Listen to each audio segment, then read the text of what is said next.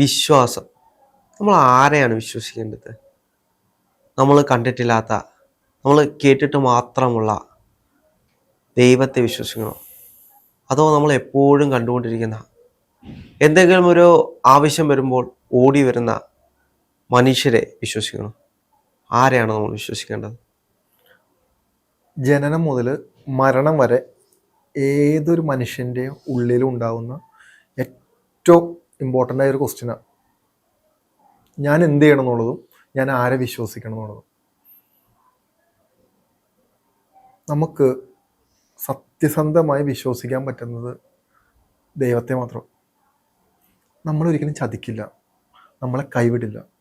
നമുക്ക് ദുഃഖങ്ങളും സങ്കടങ്ങളൊക്കെ നമുക്ക് ഉണ്ടായിരിക്കാം, അത് നമ്മളായിട്ട് ഉണ്ടാക്കി വെച്ചതാണ്. എങ്കിൽ പോലും നമ്മളെ കൈവിടില്ല. കാരണം നമ്മുടെ ശരീരത്തുള്ളതും ആ എനർജിയുടെ ഒരു ഭാഗമാണ്. അതാണ് അതിൻ്റെ ഏറ്റവും വലിയ ഹൈലൈറ്റ്. അതുള്ളത് കൊണ്ട് നമ്മൾ എത്ര ദുഷ്ടനായാലും, നമ്മളിനി എത്ര വൃത്തികെട്ടനാണെങ്കിലും, നമ്മളിനി എന്തൊക്കെ വൃത്തികേട് കാണിച്ചാണെങ്കിലും, ആ സംരക്ഷണം മരണം വരെ നമുക്ക് ചുറ്റുണ്ടാവും. നമുക്ക് അതിനെ എപ്പോൾ വേണമെങ്കിലും ക്ഷമ പറഞ്ഞോ മാപ്പ് പറഞ്ഞോ ദൈവമായിട്ട് നമുക്ക് എപ്പോൾ വേണമെങ്കിലും കൂടിച്ചേരാം. അതിനൊരു ഓപ്ഷൻ നമുക്കുണ്ട്. നമുക്കിനി ദൈവമായിട്ട് കൂടി ചേരണ്ട, സ്പിരിച്വൽ ആവണ്ട, തിരിച്ചു പോവാം. തിരിച്ചു പോയി കഴിയുമ്പോൾ നമ്മൾ ചെയ്യുന്നതെല്ലാം നമ്മൾ വെക്കേണ്ടി വരും. പിന്നെ ഇനി ആരെ വിശ്വസിക്കണമെന്ന്, രാഹുലെ, നമ്മൾ ആരെയും വിശ്വസിക്കാൻ പാടില്ല എന്നാണ്. നമ്മൾ ഭൂമിയിൽ നമ്മൾ ആരെയും വിശ്വസിക്കാൻ പാടില്ല. ഒരു പക്ഷേ വേണമെങ്കിൽ എടുത്തു നോക്കിക്കോ, ഈ വീഡിയോ കാണുന്ന മനുഷ്യർ വിശ്വസിച്ചതിൻ്റെ പേരിൽ കൂടെ നിൽക്കുന്ന ആളുകളെയും കൂടെ ഉള്ള ഭാര്യയെയും ഭർത്താവിനെയും മക്കളെയും എല്ലാം വിശ്വസിച്ചതിൻ്റെ പേരിൽ മരിച്ചുപോയ ആത്മാക്കളും ഇപ്പോഴും മരണത്തിന് തുല്യമായ വേദന സഹിക്കുന്ന ആളുകളും ഇപ്പോൾ ഈ വീഡിയോ കണ്ടുകൊണ്ടിരിക്കണം. വിശ്വസിച്ചു എന്ന ഒറ്റ കാരണത്താൽ വേദനിക്കുന്ന ആളുകൾ. വിശ്വസിക്കുമ്പോഴാണ് നമുക്ക് ഏറ്റവും കൂടുതൽ പെയിൻ വരുന്നത്. തിരിച്ച് ഞാൻ രാഹുലിനെ വിശ്വസിച്ചാൽ രാഹുലിന് ഞൊടിയിടയിൽ എനിക്ക് പെയിൻ തരാം, എന്നെ ചെയ്യാം. എന്തുകൊണ്ടാണ് വിശ്വസിക്കുക പറഞ്ഞു കഴിഞ്ഞാൽ, മനുഷ്യരെല്ലാവരും അവസരവാദികളാണ്. നമ്മുടെ ക്യാരക്ടർ എല്ലാം ബിൽഡ് ആവുന്നതും നമ്മുടെ തോട്ട്സ് എല്ലാം ചേഞ്ച് ആവുന്നതും നമുക്കൊരു സിറ്റുവേഷൻ വരുമ്പോഴാണ്. ഓക്കെ, ഈ സിറ്റുവേഷൻ വന്നു കഴിയുമ്പോൾ നമുക്ക് അപ്പം എന്താണോ നമുക്ക് ഏറ്റവും ലാഭകരമായിട്ട്, അല്ലെങ്കിൽ നമ്മുടെ സുഖം എന്താണോ അത് നമ്മൾ ചൂസ് ചെയ്യും. അങ്ങനെ സംഭവിച്ചു കഴിഞ്ഞാൽ എന്ത് പറ്റുമോ, ഞാൻ നമ്മൾ ഈ പറയുന്ന വ്യക്തിത്വം എന്ന് പറയുന്നത് പേഴ്സണാലിറ്റി. ഈ പേഴ്സണാലിറ്റി ഒരാളോട് പറയുമ്പോഴോ അല്ലെങ്കിൽ നമ്മളെ പറ്റി പൊക്കി പറയുമ്പോൾ മാത്രമേ ഉള്ളൂ ഈ സാധനം. ശരിക്കും വളരെ സ്പിരിച്വലായ വളരെ കുറച്ച് ആളുകൾക്ക് മാത്രമേ ഉള്ളൂ ഈ വ്യക്തിത്വം എന്ന് പറയുന്ന സാധനം. പക്ഷെ അതിനപ്പുറത്തേക്ക് നമ്മൾ നോക്കിക്കഴിഞ്ഞാൽ എൻ്റെ സംശയമാണ്, നമ്മൾ എന്തെങ്കിലും ചോദിക്കുമ്പോൾ ഉടനെ ഓടി വരുന്ന മനുഷ്യരുണ്ട്, കുറേ മനുഷ്യർ. നമുക്ക് എന്തെങ്കിലും ആവശ്യം വരുമ്പോൾ നമ്മളെ ചേർത്ത് പിടിക്കുന്നവർ, നമ്മൾ പ്രതീക്ഷിക്കാതെ നമുക്ക് വന്ന് മാനസികമായ പിന്തുണ നൽകുന്നവർ, അങ്ങനെയുള്ള മനുഷ്യരെ നമ്മൾ വിശ്വസിക്കണം. അവരും ഒരു തരത്തിൽ ദൈവം തന്നെയല്ലേ? അല്ല, സ്പിരിച്വാലിറ്റിയുടെ അപ്പുറത്തേക്ക് പോകുന്ന ആളുകളുണ്ടല്ലോ. അല്ല, സ്പിരിച്വാലിറ്റി ദൈവവിശ്വാസമുള്ളവർ മാത്രമല്ലല്ലോ സ്പിരിച്വൽ. നന്മ ചെയ്യുന്ന ഏതൊരു മനുഷ്യനും സ്പിരിച്വലാണ്. നന്മയാണ്, സ്നേഹമാണ് സ്പിരിച്വാലിറ്റി എന്ന് പറയുന്നത്. ദൈവത്തോട് പ്രാർത്ഥിക്കുന്നത്, അമ്പലത്തിൽ പോയി വഴിപാട് കഴിക്കുന്നത് ഒന്നുമല്ല സ്പിരിച്വാലിറ്റി. ഇതുകൊണ്ട് ഒന്നും നമുക്കത് അറ്റൻഡ് ചെയ്യാൻ പറ്റില്ല. നമ്മൾ മറ്റുള്ള മനുഷ്യനെ സ്നേഹിക്കുകയും അവൻ്റെ വേദനയിൽ നമ്മൾ കൂടെ നിൽക്കുകയും ചെയ്യുന്നതാണ് സ്പിരിച്വാലിറ്റി. അവിടെയാണ് ദൈവം ഉള്ളൂ, അല്ലാത്ത സ്ഥലത്തും ദൈവമില്ല. ഞാൻ പറഞ്ഞത് എന്താണെന്ന് പറഞ്ഞു കഴിഞ്ഞാൽ, എല്ലാ മനുഷ്യരും ഒരു കൺഫ്യൂഷൻ തീർത്തു കൊടുക്കാമെന്ന് വിചാരിച്ചാൽ, എല്ലാ മനുഷ്യനിലും നല്ലവരും ചീത്തയുണ്ട്. ഇരിക്കുന്ന എൻ്റെ ഉള്ളിലും നല്ലൊരു മനുഷ്യനും വളരെ മോശമായ മനുഷ്യനും, വളരെ വേടായതും വളരെ വൾഗറായതും, ഏറ്റവും പെയിനുള്ളതും സങ്കടമുള്ളതും സന്തോഷമുള്ളതും എല്ലാം, ഒരു ക്രിമിനൽ വരെ എൻ്റെ ഉള്ളിലുണ്ട്. ഈ കാണുന്ന എല്ലാവരുടെ ഉള്ളിലും ഇതുണ്ട്. നമ്മളിത് ഞാൻ രാഹുലിൻ്റെ അടുത്ത് കാണിക്കുന്നു, അല്ലെങ്കിൽ ഞാൻ മറ്റൊരാളുടെ അടുത്ത് ഞാൻ എൻ്റെ ക്യാരക്ടറിൽ ഏത് ക്യാരക്ടർ കാണിക്കുന്നു എന്നുള്ളതാണ് എൻ്റെ ക്വാളിറ്റി. നമ്മുടെ ഉള്ളിൽ എല്ലാതും ഉണ്ട്. അതുകൊണ്ട് ഒരിക്കലും നമ്മൾ ഇങ്ങനെ ചിന്തിക്കാൻ പാടില്ല, നല്ല മനുഷ്യർ ചീത്ത മനുഷ്യരൊന്നും ചിന്തിക്കാൻ പാടില്ല. ഒരു പക്ഷേ നമ്മുടെ ക്യാരക്ടർ വെച്ചിട്ടോ അല്ലെങ്കിൽ അവരുടെ ഒരു ക്യാരക്ടർ വെച്ചിട്ടോ അവരെങ്ങനെ വേണം നമ്മുടെ അടുത്ത് പെരുമാറാം. നല്ല മനുഷ്യൻ, നമ്മളെ ഏറ്റവും സ്നേഹമുള്ള, നമ്മുടെ കൂടെ ഏറ്റവും ഇഷ്ടമുള്ള, നമ്മളെ ഏറ്റവും സ്നേഹിക്കുന്ന ഒരു വ്യക്തി നാളെ ഒരു പക്ഷേ ഇതെല്ലാം മാറ്റിപ്പറയും, ഇതെല്ലാം അല്ല എന്ന് പറയും, നമ്മൾ ചെയ്തൊന്നും ഇല്ല എന്ന് പറയും, നമ്മൾ ആ വ്യക്തിക്ക് വേണ്ടി കഷ്ടപ്പെട്ടില്ല എന്ന് പറയും. അപ്പോൾ നമ്മൾ അക്സെപ്റ്റ് ചെയ്യണം. എന്താ കാര്യം എന്ന് പറഞ്ഞു കഴിഞ്ഞാൽ, മനുഷ്യൻ അങ്ങനെയാ, അവൻ്റെ സുഖത്തിന് വേണ്ടി മാത്രം ജീവിക്കുക. നമ്മുടെ അച്ഛനും അമ്മയും അങ്ങനെയല്ലേ?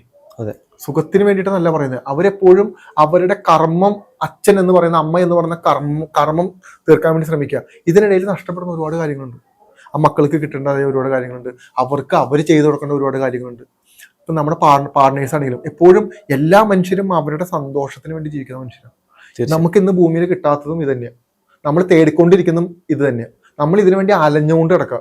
ആക്ച്വലി ഈ സ്പിരിച്വാലിറ്റിയിലൂടെ നമ്മൾ കടന്നു കഴിയുമ്പോൾ, അല്ലെങ്കിൽ നമ്മൾ വിശ്വാസം വേണ്ടാന്നേ, നിങ്ങൾ പ്രാർത്ഥിക്കണ്ട, നിങ്ങളൊരു രൂപത്തിന് മുന്നിലോ വിഗ്രഹത്തിന് മുന്നിലോ ഒന്നും പ്രാർത്ഥിക്കണ്ട. നിങ്ങൾ നിങ്ങളോട് ഇരുന്നാൽ മതി, നിങ്ങൾ നിങ്ങളുടെ ഉള്ളിലെ എനർജിയോട് മാത്രം കമ്മ്യൂണിക്കേറ്റ് ചെയ്താൽ മതി. ഏതൊരു അന്ധവിശ്വാസിക്കും ചെയ്യാൻ പറ്റുന്ന വളരെ ചെറിയ ഒരു പ്രാക്ടീസാണ്. നിങ്ങൾ നിങ്ങളിലോട്ട് മെഡിറ്റേഷൻ ചെയ്താൽ മതി, നിങ്ങൾ നിങ്ങളുടെ ഉള്ളിൽ എന്താണെന്ന് കണ്ടെത്തിയാൽ മതി. അവിടെ നിങ്ങൾക്ക് ഉത്തരം കിട്ടുമെന്ന്. നമ്മുടെ മുന്നിൽ വരുന്ന പ്രശ്നങ്ങളും നമ്മുടെ മുന്നിൽ വരുന്ന സ്ട്രെസ്സും കാര്യങ്ങളും എല്ലാം നമുക്ക് മാനേജ് ചെയ്യാൻ പറ്റും. എത്രയോ മനുഷ്യരാണ്, ഈ മനുഷ്യരെല്ലാവരും ഈ ജ്യോത്സ്യരെ കാണാൻ പോകുന്നതും പൂജകൾ ചെയ്യുന്നതും ഈ പറഞ്ഞ ദൈവത്തിനെ കാറി കൂറി കയറുന്ന് വിളിച്ച് കരയുന്നതും എല്ലാം എന്തായിരിക്കും? അവരുടെ ഉള്ളിലുള്ള എനർജിനെ അവർക്ക് സെൻസ് ചെയ്യാൻ പറ്റുന്നുണ്ട്. അത് സെൻസ് ചെയ്താൽ, ഞാൻ പറയുന്നു, അത് സെൻസ് ചെയ്താൽ അടുത്ത നിമിഷം മുതൽ നമുക്ക് ചുറ്റും നിൽക്കുന്ന പ്രശ്നങ്ങളെല്ലാം ഡൗൺ ആവാൻ തുടങ്ങും. കാരണം നമ്മുടെ എനർജി ഹൈ ആയി തുടങ്ങി, നമ്മൾ അതുമായിട്ട് കണക്റ്റഡ് ആയി. ആ ഒരു സമയത്ത് നമുക്ക് ചുറ്റുമുള്ള സർവ്വതിനെയും ദൈവമായി കണക്കാക്കാൻ കഴിയും. അങ്ങനെയല്ലേ? ശരിക്കും അതല്ലേ നമ്മൾ എന്തിനെ ദൈവമായിട്ട് കണക്കാക്കുന്നത്? ദൈവത്തെയോ, അമ്പലത്തിലേക്കുന്ന വിഗ്രഹത്തെയോ, ശിവലിംഗത്തെയോ, കുരിശി കിടക്കുന്ന ജീസസ് ക്രൈസ്റ്റോ? എങ്ങനെയാണ് അതിൽ ദൈവം ഉണ്ടാകുന്നത്? നമ്മളെപ്പോഴും ദൈവത്തെ കണക്കാക്കുന്നത് എങ്ങനെയാണ്? നമുക്ക് എന്തെങ്കിലും തരുന്ന ഒരാൾ, നമ്മുടെ ആവശ്യങ്ങൾ നിറവേറ്റാൻ ഒരാൾ, അങ്ങനെ തന്നെയല്ലേ ദൈവത്തെ കാണുന്നത്? എൻ്റെ മുന്നിലിരിക്കുന്ന രാഹുലും ദൈവമാണെന്ന് ചിന്തിക്കാൻ പറ്റുന്നൊരു ബോധത്തിലൂടെ ഞാൻ എത്തുക എന്നുള്ള. രാഹുലും ഇവിടെ ഇരിക്കുന്നതും എല്ലാം ദൈവികമായി കാണുന്നുണ്ടെന്നുള്ളൊരു ബോധത്തിലൂടെ നമുക്ക് അങ്ങനെ എത്താൻ പറ്റൂലെന്നേ. എപ്പോഴും മനസ്സിലാക്കി. എന്തിനായിരിക്കും ഈ കല്യാണം കഴിഞ്ഞ് എൻ്റെ ഭാര്യ, എൻ്റെ മക്കൾ എന്ന് ആ ഒരു ചെറിയൊരു ലോകത്തോട്ട് എന്തുകൊണ്ടാണ് മനുഷ്യൻ ചുരുങ്ങി പോകുന്നത്? അവന് പുറത്തോട്ടില്ല.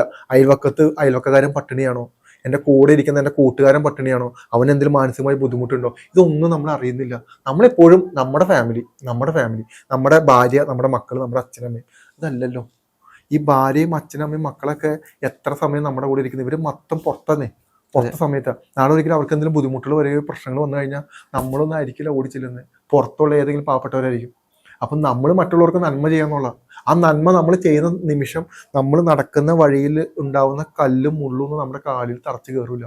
ഇല്ലെങ്കിൽ എന്താ പ്രശ്നം എന്ന് പറഞ്ഞാലേ, പല ആളുകളും പറഞ്ഞിട്ടുണ്ടോ, എനിക്ക് ആരുമില്ല, എനിക്ക് ദൈവം എനിക്ക് ഒരു കാര്യം ചെയ്തു തന്നിട്ടില്ല, എൻ്റെ മനുഷ്യരെൻ്റെ കൂടെയില്ല, ആരും എന്നെ സപ്പോർട്ട് ചെയ്യുന്നില്ല. എന്താ കാര്യം? ഇതൊക്കെ തിരിച്ച് ചെയ്യേണ്ട കാര്യമാണ്. നമ്മൾ ആദ്യം മറ്റുള്ള മനുഷ്യന് ചെയ്യാൻ പഠിക്കും. അങ്ങനെ ചെയ്ത് കഴിയുമ്പോൾ നമുക്ക് ഒരുപാട് പെയിനും ഒരുപാട് സങ്കടങ്ങളും ബുദ്ധിമുട്ടുകളൊക്കെ നമുക്ക് കിട്ടും. അതങ്ങനെയാ. നമ്മളെവിടെ സഹായിക്കാൻ പോകുന്നു, നമ്മൾ പറയില്ലേ, നമ്മളെവിടെ പരിപാടി അവതരിപ്പിക്കുന്നോ ഈ പരിപാടികളെല്ലാം അങ്ങനെ സംഭവിക്കുള്ളൂ. അതങ്ങനെയാ. മനുഷ്യൻ എപ്പോഴും അവന്റെ ആവശ്യങ്ങൾക്ക് വേണ്ടിയിട്ടാണ് ഏതൊരാളെയും ഡിപ്പെൻഡ് ചെയ്യുന്നത്. കുഞ്ഞ് അമ്മേനെ ഡിപ്പെൻഡ് ചെയ്ത് എന്തിനാ? മനസ്സിലായി? കുറെ വർഷങ്ങൾക്ക് ശേഷമാണ് അമ്മ എന്ന് പറഞ്ഞൊരു ബോധത്തിലോട്ടും അമ്മേനെ ഞാൻ കെയർ ചെയ്യണം, സംരക്ഷിക്കണം ചിന്തിച്ചത്. അതുവരെ കുഞ്ഞിന്റെ ആവശ്യങ്ങൾ നടത്തിയെടുക്കാനുള്ള. കരഞ്ഞാൻ വിളിപ്പുറത്ത് വരുന്ന ഒരാളായിട്ടായിരിക്കും കുഞ്ഞ് പലപ്പോഴും കാണുന്നത്. എനിക്ക് വിശക്കുമ്പോൾ അല്ലെങ്കിൽ എനിക്ക് എന്തെങ്കിലും ഒരു അസ്വസ്ഥത ഉണ്ടാകുമ്പോൾ കരഞ്ഞു കഴിഞ്ഞാൽ എന്നെ വന്നെടുത്ത് താലോലിക്കുന്ന ഒരാളായിട്ടായിരിക്കും അമ്മയെ കാണുന്നത്. ആ കുഞ്ഞ് വളർന്നൊരു ബോധതലത്തിലേക്ക് എത്തുമ്പോഴായിരിക്കും ചുറ്റിനുമുള്ളവരെല്ലാം എനിക്ക് വേണ്ടിയിട്ടാണ്. അതേ ബോധതലം തന്നെയല്ലേ പിന്നീട് നമ്മൾ സ്പിരിച്വാലിറ്റിയിലേക്കും ചെല്ലുമ്പോൾ നമുക്ക് വരുന്നത്. അപ്പം എല്ലാവരും ദൈവമാണെന്ന് വെച്ച് കഴിഞ്ഞാൽ, ഞാൻ ആദ്യമേ പറഞ്ഞതുപോലെ തന്നെ ദൈവത്തെ നമ്മൾ പലപ്പോഴും എങ്ങനെയാണ് കാണുന്നത്? നമ്മളുടെ ആവശ്യങ്ങൾ നിറവേറ്റാനായിട്ടൊരാൾ, നമുക്ക് എന്തെങ്കിലും വിഷമം ഉണ്ടാകുമ്പോൾ നമ്മളെ ചേർത്ത് നിർത്താൻ, നമുക്ക് എന്തെങ്കിലും ആവശ്യകതകൾ ഉണ്ടെങ്കിൽ അത് തീർപ്പാക്കാൻ ഒരാൾ, നമുക്ക് എന്തും പറയാൻ പറ്റുന്ന ഒരാൾ. അപ്പം ഇതേ കാര്യം തന്നെയല്ലേ ഒരു കുഞ്ഞ് ജനിച്ചു വരുമ്പോൾ കുഞ്ഞ് ചിന്തിക്കുന്നത് എനിക്ക് വേണ്ടിയിട്ടാണ് ഇതെല്ലാം. അതേപോലെ തന്നെ നമ്മൾ സ്പിരിച്വാലിറ്റിയുടെ ഒരു പീക്ക് ലെവലിലേക്ക് എത്തുമ്പോഴും നമ്മളൊരു കുഞ്ഞായിട്ട് തന്നെ മാറുകയല്ലേ. ചുറ്റുമുള്ളവരെല്ലാം നമുക്ക് എന്തെങ്കിലും തരാൻ വേണ്ടിയിട്ടുള്ള ആളുകൾ മാത്രമായിട്ട്. എല്ലാ കഥാപാത്രങ്ങളും രാഹുല് നമ്മുടെ മുന്നിൽ വരുന്ന അച്ഛനും അമ്മയും ഭാര്യയും ഭർത്താവും മക്കളും എല്ലാം കഥാപാത്രങ്ങളാണ്. ഈ കഥാപാത്രങ്ങൾ നമ്മൾ പൂർണ്ണമായിട്ട് ഉൾക്കൊള്ളുക എന്നുള്ള, നമ്മളും അതിലൊരു കഥാപാത്രം. ചിലരുടെ ജീവിതത്തിലെ അനുഭവങ്ങൾ കൊടുക്കാനും ചിലരുടെ ജീവിതത്തിൽ മോശം അനുഭവം കൊടുക്കാനും നമ്മളായിരിക്കും ഒരു പക്ഷേ സെലക്ട് ആയിരിക്കുന്നത്. അതിനൊക്കെയാണ് നമ്മൾ കാർമിക് എന്ന് പറയുന്നത്. ഇതിനെ ഒന്നും വിശ്വസിക്കാതിരിക്കുക എന്നുള്ളത്. അച്ഛൻ എന്ന് പറഞ്ഞ സ്നേഹത്തെ ആ മനുഷ്യൻ ഭൂമിയിൽ ജീവിച്ചിരിക്കുന്ന കാലം വരെ നമ്മൾ ആ വ്യക്തിയെ നോക്കുക. ഒരു പക്ഷെ നമ്മളെ സങ്കടപ്പെടുത്തിയ, നമ്മളെ വേദനിപ്പിച്ച അച്ഛനായിരിക്കാം. അമ്മയും അങ്ങനെ തന്നെ ആയിരിക്കാം. അവരെ നോക്കുക, നമ്മുടെ പാർട്ണർ അവരെ നോക്കുക, നമ്മുടെ മക്കളെ മാക്സിമം നോക്കുക എന്ന് പറഞ്ഞു കഴിഞ്ഞാൽ നമ്മൾ ഇതിനെല്ലാം അനുഭവിച്ചു പോകാന്നുള്ള. അല്ലാതെ നമ്മൾ ഇതിൻ്റെ ഇടയിൽ നിന്നിട്ട് നമ്മളൊരു ഞാനാണ് രാജാവ്, അല്ലെങ്കിൽ എൻ്റെ ചെലവിലാണ് നിങ്ങൾ ജീവിക്കുന്നത്, അല്ലെങ്കിൽ ഞാൻ പറയുന്നത് അനുസരിക്കണം, അല്ലെങ്കിൽ ഞാനാണ് ഏറ്റവും വലിയവൻ. ഈ ഞാനെന്ന ബോധം പലപ്പോഴും നമ്മളെ ഒറ്റപ്പെടുത്തേ ചെയ്യുള്ളൂ. അല്ല, ഞാനൊരു കാര്യം ചോദിച്ചു, ഇതിനകത്ത് നമ്മൾ മറ്റൊരു രീതിയിൽ ചിന്തിച്ചാൽ, ഇപ്പം എല്ലാവരും നമ്മൾക്ക് വേണ്ടിയിട്ടാണ്. അപ്പം നമ്മൾ ആരെയെങ്കിലും മാനസികമായി വിഷമിച്ചിട്ടുണ്ടെങ്കിൽ അത് അവരുടെ കർമ്മഫല ദോഷം കൊണ്ടാണ്, അല്ലെങ്കിൽ അവരെ നേരെയാക്കാൻ വേണ്ടിയിട്ടാണ്. അങ്ങനെ ചിന്തിച്ചു കഴിഞ്ഞാൽ നമുക്കവിടെ കർമ്മ ഉണ്ടാകില്ലല്ലോ. എന്താ പ്രശ്നം എന്നറിയോ? ഞാൻ കഴിഞ്ഞ ദിവസം ഒരു ഇന്റർവ്യൂല് ഒരു അദ്ദേഹത്തിനോട് ചോദിച്ചു. അദ്ദേഹം പറഞ്ഞൊരു കാര്യമാണ്, ഒരു ഉറുമ്പ് തറയിൽ കൂടെ പോകുമ്പോൾ നമ്മൾ അതിനെ കൊല്ലുന്നു, നമ്മൾ കൊല്ലുകയാണ്. രണ്ട് രീതിയിൽ നമുക്ക് ചിന്തിക്കാം. ഒന്നാ ഉറുമ്പിന്റെ സമയമായി, നമ്മുടെ കൈകൊണ്ട് മരിക്കേണ്ടി വന്നു. മറ്റൊന്ന്, അയ്യോ ഇനി ആ ഉറുമ്പിനെ ഞാൻ കൊന്നു, അതിന്റെ കർമ്മദോഷവും കൂടെ ഞാൻ അനുഭവിക്കേണ്ടി വരില്ലേ. ഈ രണ്ട് രീതിയിൽ നമുക്ക് അതിനെ ചിന്തിക്കാം. എല്ലാ കൊലപാതകങ്ങളും ഇങ്ങനെയല്ലേ ചിന്തിക്കുന്നത്, ജയിലിൽ കിടക്കുന്ന എല്ലാവരും. അപ്പം അത് ശരിയായ ചിന്തയല്ലാന്ന് എനിക്ക് തോന്നുന്നു. കാരണം ഇപ്പോൾ രാഹുൽ വന്നിട്ട് ഒരുത്തൻ കൊന്നിട്ട് പറയാ രാഹുലിന്റെ സമയമായി, ഞാൻ കർമ്മം എടുക്കണ്ടെന്ന് പറഞ്ഞാൽ നമുക്ക് അംഗീകരിക്കാൻ പറ്റുന്ന കാര്യമാണോ? അല്ലല്ലോ. അപ്പോ അവിടെ ഒരു പശ്ചാത്താപം വരുന്നില്ലല്ലോ. പശ്ചാത്താപം ഓരോ മനുഷ്യന്റെ ആറ്റിറ്റ്യൂഡാണ്. എല്ലാ മനുഷ്യരൊന്നും പശ്ചാത്തപിക്കുന്ന മനുഷ്യരൊന്നുമല്ല. എല്ലാ മനുഷ്യരും സ്നേഹിക്കാൻ അറിയാവുന്ന മനുഷ്യരുമല്ല. എല്ലാ മനുഷ്യർക്കും ചില മനുഷ്യർക്ക് സ്നേഹം സ്വീകരിക്കാൻ മാത്രമേ അറിയുള്ളൂ. അപ്പോൾ ഡിഫറെൻ്റ് ടൈപ്പ് ആളുകളാണ്. പിന്നെ എന്തെന്ന് പറഞ്ഞു കഴിഞ്ഞാൽ മനുഷ്യനൊരു പ്രത്യേക പവർ ഉണ്ട്. നമുക്ക് ഇവിടെയുള്ള ജീവജാലങ്ങളെ നിയന്ത്രിക്കാനുള്ള കഴിവ് നമുക്കുണ്ട്. അവരുടെ ജീവൻ കളയാൻ നമുക്ക് പറ്റും, കൊടുക്കാൻ നമുക്ക് പറ്റൂല. ഈ നമ്മൾ കഴിഞ്ഞ ഒരു വിഷയം സംസാരിക്കുന്നത് ഈ കർമ്മ, ഇത്തരത്തിലുള്ള ജീവികളെ കൊല്ലുന്ന മൂലം കർമ്മ ഉണ്ടാവും എന്ന് പറയുമ്പോൾ തന്നെ ഒരു മനുഷ്യന് ഏകദേശം 64 ജന്മങ്ങളിലൂടെ കടന്നു പോകേണ്ടതായിട്ടുണ്ട്.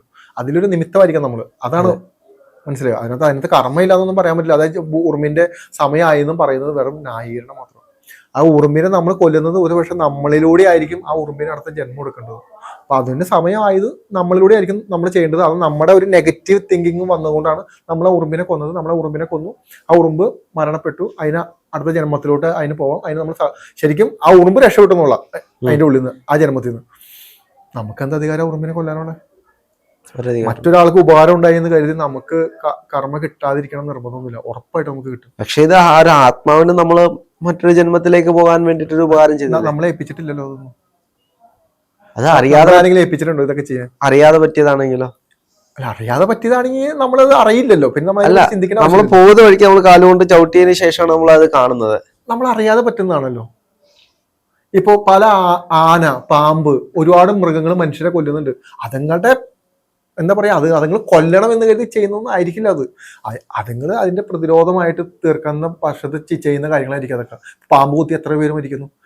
അപ്പോൾ അത് അറിയാതെ സംഭവിക്കുന്ന ഇത് നമ്മളൊരു ജീവനാ, ഒരു അടുത്തൊരു ജന്മം നീ പൊക്കോ എന്ന് പറഞ്ഞിട്ട് അതിന് പിന്നെ നമ്മളെ വന്ന് ചെയ്താൽ നമുക്ക് അംഗീകരിക്കാൻ പറ്റും? ഇല്ല. അത് അംഗീകരിക്കാൻ പറ്റൂല. അത് നമ്മുടെ കർമ്മമല്ല. നമുക്ക് ചെയ്യേണ്ട കാര്യങ്ങൾ, ഒരുപാട് കാര്യങ്ങൾ ചെയ്യുന്ന സമയത്ത് നമ്മൾ ഈ ഉറുമ്പിന്റെയും മറ്റേന്റെയും കർമ്മങ്ങളൊന്നും മാറ്റാൻ പോകേണ്ട ഒരു ആവശ്യമില്ല. അല്ല, ഇത് നമ്മൾ മറ്റൊരു രീതിയിൽ എടുത്തു കഴിഞ്ഞാൽ പിന്നെ നമുക്ക് മാനസികമായിട്ട് അവിടെയാണ് ഈ മറ്റൊരു രീതിയിൽ എടുക്കുന്നതാണ് ക്രിമിനാലിറ്റി എന്ന് പറയുന്നത്. അല്ല, അത് കൂടാതെ മറ്റൊരു വശമുണ്ടല്ലോ. അയ്യോ ഈ ഉറുമ്പിനെ ഞാൻ കൊന്നുപോയല്ലോ, ഇനി ഇതിന്റെ കർമ്മഫലം കൂടെ ഞാൻ അനുഭവിക്കേണ്ടി വരുമല്ലോ. പിന്നീട് എന്തെങ്കിലും നെഗറ്റിവിറ്റി ജീവിതത്തിലുണ്ടാവും. ഇനി ആ ഉറുമ്പിനെ കൊന്നത് കൊണ്ടാണോ ആര് കർമ്മഫലം എന്നെ വേട്ടയാടുകയാണോ എന്നൊരു തലം മനസ്സിലുണ്ടാവുമല്ലോ. എന്തായാലും വേട്ടയാടിയ രാഹുല്, എന്തായാലും വേട്ടയാടും. അതിപ്പോ ഉറുമ്പിനെ കൊല്ലണമെന്ന് മാത്രമൊന്നുമില്ല. അങ്ങനെയാണെങ്കിൽ നമ്മുടെ ചുറ്റുമുള്ള എല്ലാ കാര്യത്തിനും നമ്മൾ എന്തെങ്കിലും അറിഞ്ഞുകൊണ്ട് ചെയ്യരുതെന്നുള്ളതാണ് പറയുന്നത്. നമുക്കിതൊക്കെ അറിയാതെ സംഭവിച്ചു പോവാം. ഞാൻ കാര്യം പറയട്ടെ, ഒരുപാട് വ്യക്തികൾ കൊലപാതകം ചെയ്ത ഒരുപാട് വ്യക്തികൾ ജയിലിൽ കിടക്കുന്നുണ്ട്. അവരറിയാതെ ചെയ്ത ഒരുപാട് പേരുണ്ട് അതിൻ്റെ അകത്ത്. അറിയാതെ ചെയ്തു പോയതാ. ഒരു പ്രത്യേക നിമിഷത്തിലോ പ്രത്യേക സാഹചര്യത്തിലോ അബദ്ധത്തിൽ കൂട്ടുകാരായിട്ട് വർത്തമാനം പറയുമ്പോൾ അബദ്ധത്തിൽ ചെയ്തു അവര് വർഷങ്ങളോളം ആ പെയിൻ അനുഭവിച്ച് നിരന്തരം മാനസികമായ സംഘർഷത്തിലൂടെ കടന്നുപോയി ചെയ്തു പോയല്ലോ എന്ന ആളുകളാണ്. ഇനി ചില ആളുകളുണ്ട്, ഇതൊക്കെ സ്വാഭാവികം, ഓരോരുത്തരെ കൊന്നു വെച്ചിട്ട് ഒന്നും പറ്റില്ല, അതായത് വലിയ കർമ്മം വരും, എന്തോ വലിയ ദോഷം വരും, ഞാനൊരാളുടെ ജീവൻ എടുക്കാൻ പാടില്ല എന്നൊക്കെ പറഞ്ഞിട്ട് എനിക്കൊരു പ്രശ്നമില്ലല്ലോ, ഞാൻ ഓക്കെ ഇരിക്കലും. അങ്ങനെ ഇരിക്കാൻ പറ്റും, ഇങ്ങനെ ഇരിക്കാൻ പറ്റും. ഇത് നമ്മുടെ ആറ്റിറ്റ്യൂഡാണ്. മനസ്സിലായോ? ഇങ്ങനെ ഇരിക്കുമ്പോൾ ഒരു പ്രശ്നമുണ്ട്. ഒരു പക്ഷെ നമ്മളിങ്ങനെ കുറേ നാൾ ഇരിക്കും, അടുത്തൊരു സിറ്റുവേഷൻ വരുമ്പോൾ നമുക്കിതിനെ ഇരട്ടി നമുക്ക് കിട്ടും. മനസ്സിലായോ? മറ്റേത് അങ്ങനെയില്ല. നമ്മളത് ഗ്ലെൻസ് ചെയ്യുക. നമ്മൾ ഈ പശ്ചാത്തപിക്കുക എന്ന് പറയുന്നത് ശരിക്കും ആക്ച്വലി ഒരു ഗ്ലെൻസിങ്ങാണ്. നമ്മൾ ചെയ്തു പോയ തെറ്റുകൾ നമ്മൾ ഓർത്ത് പശ്ചാത്തപിച്ചുകൊണ്ടിരിക്കുക. അത് നല്ലൊരു കാര്യമാണ് എപ്പോഴും. അപ്പോൾ മറ്റൊരാൾക്ക് നന്മ വരുന്നതാണെങ്കിൽ പോലും നമുക്ക് അവകാശമില്ലാത്തൊരു കാര്യം നമ്മൾ ചെയ്യാൻ പാടില്ല എന്നുള്ള. ഒരു പക്ഷെ നമുക്ക് വിശക്കുക, നമ്മളൊരു കാട്ടിലാണ്, നമുക്ക് വിശക്കുക, നമ്മൾ ചിലപ്പോൾ പക്ഷെ പഴോ അല്ലെങ്കിൽ എന്തെങ്കിലും ഒരു പക്ഷെ ഒന്നും പറ്റില്ലെങ്കിൽ കുറെ പേരുണ്ടെങ്കിൽ ഏതെങ്കിലും ഒരു ജീവിനെ തല്ലിക്കൊന്നായിരിക്കും ചിലപ്പോൾ തിന്നുന്നത്. അതൊരു അവസ്ഥയാണ്. തിരിച്ച് കാട്ടിലകപ്പെട്ടാലും ഇതേ മൃഗങ്ങൾ തന്നെ നമ്മളെയും കടിച്ചു തിന്നും. ഭക്ഷണം, മനസ്സിലായോ? അത് അവിടെ മാനസികാവസ്ഥ വേറെയാ, നമ്മൾക്ക് എനർജി വേറെയാ. പക്ഷെ അല്ലാതെ നമ്മൾ അറിഞ്ഞുകൊണ്ട് ഒരാളെ ദ്രോഹിക്കാന്ന് പറയുന്നത് നമ്മുടെ എനർജിക്ക് അനുസരിച്ച് വ്യത്യസ്തമായിട്ടാണ് ഈ കർമ്മം നമ്മൾ ആക്ട് ചെയ്യുന്നത്. എനർജിയും കർമ്മയായിട്ട് ബന്ധമില്ല. നമ്മുടെ പോസിറ്റീവായ എനർജീനെ, അതായത് പ്രാണ എനർജീനെ ഡൗൺ ചെയ്യുന്നതാണ് കർമ്മ ചെയ്യുന്ന പ്രോസസ്സ്. ഇത് രണ്ട് എപ്പോഴും ഭയങ്കര ഫൈറ്റിങ്ങാണ്. അതായത് നമ്മുടെ ഉള്ളിൽ പോസിറ്റിവിറ്റി കയറി വരുമ്പോൾ നമ്മുടെ ഇപ്പോൾ ഇപ്പുറത്ത് നിൽക്കുന്ന കർമ്മ അടിച്ചുകൊണ്ടേയിരിക്കും. നീ അങ്ങനെയല്ല, നീ ഇങ്ങനെയല്ല, നിനക്ക് കോൺഫിഡൻസ് ഇല്ല, നീ അത് ചെയ്ത് ശരിയാവില്ല, ഇത് ചെയ്ത് ശരിയാവില്ല എന്ന് പറഞ്ഞാൽ, കാരണം ആ സാധനം നമ്മൾ അനുഭവിക്കണം. അതായത് നമ്മളായിട്ട് നമുക്ക് ഓരോ പ്രശ്നങ്ങൾ ഉണ്ടാക്കി മാനസികമായ ഡിപ്രഷൻ നമ്മളായിട്ട് ക്രിയേറ്റ് ചെയ്ത് നമ്മൾ ആ ഒരു പെയിനിലൂടെ കടന്നു പോകാനാണ് എപ്പോഴും നമ്മുടെ കർമ്മ എന്ന് പറയുന്നത്, നമ്മുടെ നെഗറ്റീവ് കർമ്മ എപ്പോഴും ആഗ്രഹിക്കുന്നത്. അതുകൊണ്ട് നമ്മുടെ പ്രാണോർജ്ജത്തെ ഒരു കാരണവശാലും ഹൈ ആവാൻ അനുവദിക്കില്ല. അതുകൊണ്ടല്ലേ വളരെ സിമ്പിൾ ആയിട്ട് ചെയ്യാൻ പറ്റുന്ന മെഡിറ്റേഷനും പ്രാർത്ഥനകളൊന്നും ആൾക്കാർക്ക് കണ്ടിന്യൂ ചെയ്യാൻ പറ്റാത്തത് ഇതുകൊണ്ടാണ്. അത് ഒരു കാരണവശാലും കണ്ടിന്യൂ ചെയ്യിപ്പിക്കില്ല. കാരണം കർമ്മ അനുഭവിക്കാൻ അപ്പുറത്ത് കിടക്കുക. നീ അനുഭവിക്കണമെങ്കിൽ നീ കർമ്മ അനുഭവിച്ച് ഇവിടെ മനുഷ്യനെ പോലെ ഒരുപാട് ദുഃഖങ്ങളും സങ്കടങ്ങളും അനുഭവിച്ച് ജീവിക്കണം എന്നുണ്ടെങ്കിൽ നീ ഇപ്പറേ സ്പിരിച്വൽ ആവാൻ പാടില്ല. സ്പിരിച്വൽ ആയി കഴിഞ്ഞാൽ ഇത് ബാലൻസ്ഡ് ആവും. സ്പിരിച്വാലിറ്റിയിൽ നിനക്ക് കർമ്മനെ കളയാൻ പറ്റും നിനക്ക്.